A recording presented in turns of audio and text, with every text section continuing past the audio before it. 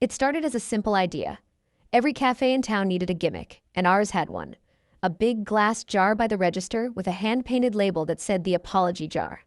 The rules were easy.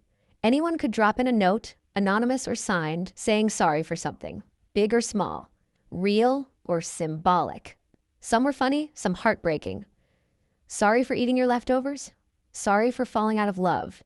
Sorry for what happened that night? It became a thing. People came in just to read them. I loved watching customers linger by the jar, holding their coffee and reading strangers' regrets like secret prayers. Then one morning, while emptying the jar for the weekly display board, I found a folded slip of paper that stopped me cold. It was addressed by name, to me.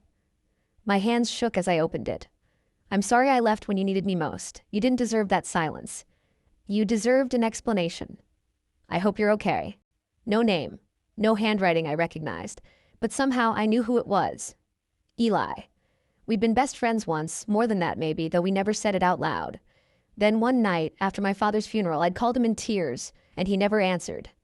Not that night, not any after. Just gone. For years I told myself I didn't care.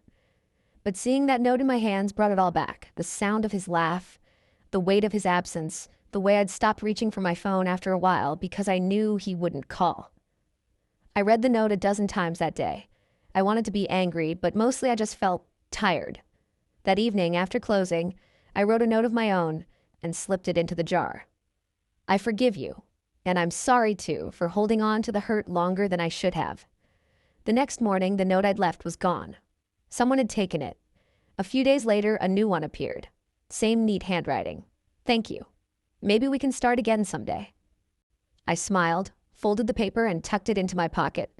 Some apologies don't need a face or a conversation. Sometimes all you need is a jar, a few words, and the courage to finally let go. It had been almost 6 months since the note. By then, I'd stopped checking the jar every day. I told myself I'd moved on, that forgiveness meant closing that chapter. But deep down, a small part of me still looked for his handwriting every time I emptied the slips. Then one evening, just before closing, I saw him. Eli. He was standing by the counter, hands in his pockets, eyes scanning the jar like he was looking for something he'd lost. His hair was shorter, his face thinner, older somehow.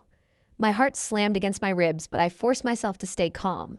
He ordered coffee like a stranger, polite, steady voice, no flicker of recognition. When he turned to leave, I said his name. Just his name. He froze, then slowly looked back. There was a pause, the kind that feels heavier than words. He came back to the counter and said softly that he wasn't sure if he had the right to show up again, but the note I'd